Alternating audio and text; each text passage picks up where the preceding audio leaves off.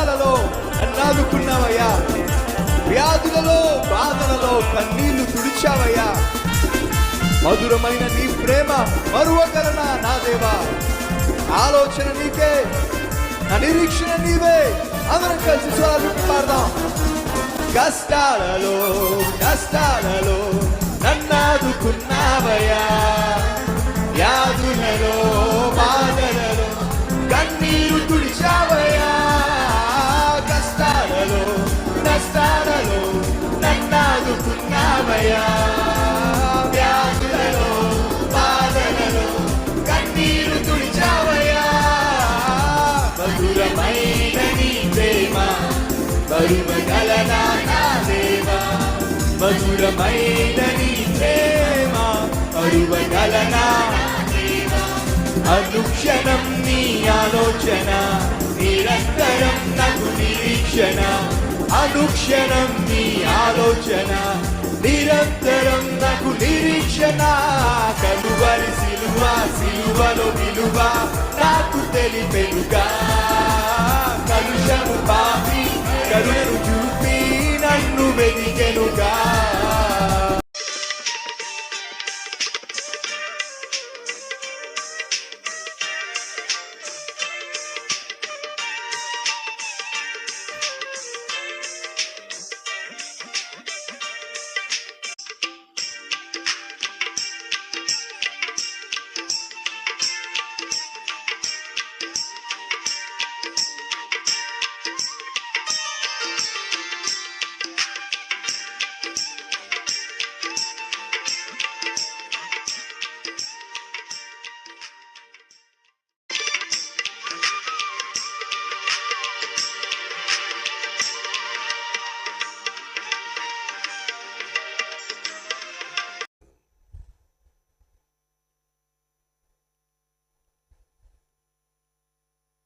ఒకరోజు ఆ సహోదరి నా దగ్గరికి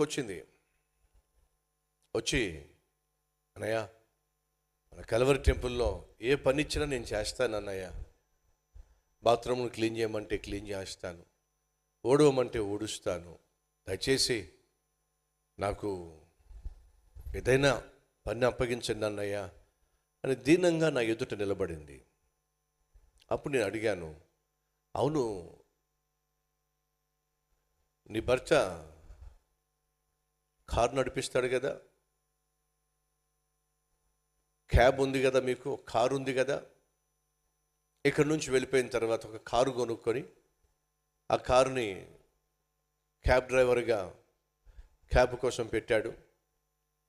ఆ విషయం నాకు తెలుసు.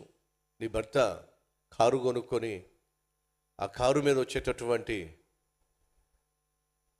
గిరాకీ ద్వారా మిమ్మల్ని పోషిస్తున్నాడు కదా, సొంతంగా ఇల్లు కూడా కొన్నాడు కదా, ఎంతో కొంత కూడబెట్టాడు కదా. అలాంటప్పుడు నువ్వు వచ్చి సేవలో పాల్పంచుకుంటాను, ఏదో ఒక పని ఇవ్వండి అని అడుగుతున్నావు ఎందుకని నేను అడిగాను. అప్పుడు ఆమె కన్నీళ్లతో మాట అంది, అన్నయ్య, నా భర్త చచ్చిపోయాడు అన్నయ్య, చచ్చిపోయాడు. బాధ అనిపించింది. దేవుణ్ణి విడిచిపెట్టడం మంచిది కాదు, దేవుని సన్నిధిని విడిచిపెట్టడం మంచిది కాదు. అది కూడా తాను దేవుని సేవలో ఉంటూ కూడా తప్పులు చేసి మరీ విడిచిపెట్టడం అస్సలు మంచిది కాదు. క్షమాపణ కోరుకొని, దేవుని సన్నిధిలో క్షమాపణ కోరుకొని సేవను కొనసాగించడం మంచిది. కానీ చేసిన తప్పులను బట్టి ఒప్పుకోకుండా సేవను విడిచిపెడుతుంది, ఇంకా ప్రమాదం. తప్పులు చేయటం మానవ సహజం. నిన్ను నన్ను క్షమించటం నా దేవుని లక్షణం. ఆయన క్షమించే దేవుడు అనే విషయాన్ని, వాస్తవాన్ని మర్చిపోకండి సుమా. సరే, ముందుకెళ్ళిపోదాం. మా ఆయన చచ్చిపోయిన తర్వాత అసలు విషయాలు బయటపడినాయి అన్న. ఏమైంది? ఇల్లు అప్పు చేసి కొన్నాడటన్న, మాకు ఆ విషయం తెలియదు. కారు అప్పు చేసి కొన్నాడట, ఆ విషయం కూడా మాకు తెలియదు. ఆయన చచ్చిపోయిన తర్వాత అసలు విషయాలు బయటపడినాయి. ఏమిటి అని అంటే, అప్పులు బాగా చేసేసాడని. అప్పిచ్చిన వాళ్ళేమో ఇల్లు తీసేసుకున్నారు, కారు తీసేసుకున్నారు, నన్ను నా బిడ్డల్ని బజార్ను పడేశారు. అప్పు ఇచ్చిన వాళ్ళు బజార్ను పడేశారు అని చెప్పి అన్నం కంటే పోతూ పోతూ నా భర్త నన్ను నా బిడ్డల్ని బజార్ను పడేసి మరిపోయాడు. భర్తలు కాదు, ఆ స్థానాన్ని లోకంలో ఎవ్వరూ భర్తీ చేయలేరు. కానీ విను, ఒకవేళ నువ్వు కన్ను మూయాల్సి వస్తే, నువ్వు చచ్చిపోయిన తర్వాత తీరని లోటే, కానీ నీ భార్యను మాత్రం నీ బిడ్డలను మాత్రం అనాథలుగా చేసి మాత్రం చచ్చిపోవద్దు. బజారుకు ఈడ్చి మాత్రం చచ్చిపోవద్దు. బ్రతుకు తెరువు లేకుండా చేసి మాత్రం చచ్చిపోవద్దు. జాగ్రత్తలు తీసుకో. రాత్రి పడుకునే ముందు, నేను ఈ రాత్రి కన్ను మూసినా సరే నా భార్యకు నా బిడ్డలకు ఏ లోటు ఉండదు. ఎందుకని? నా భార్యను ఒక మంచి ఆత్మీయురాలుగా నేను చూసుకోగలిగాను. నా బిడ్డలకు చక్కగా చదువును నేర్పించగలిగాను, ఆత్మీయులను చేశాను. నేను లేకపోయినా నా భార్య నా బిడ్డలు దేవుని మీద ఆధారపడి వాడు జీవించగలరు అనే నమ్మకాన్ని వారికి కుదిరిచేటటువంటి ఆత్మీయ తండ్రిగా, ఆత్మీయమైన భర్తగా ఉండు.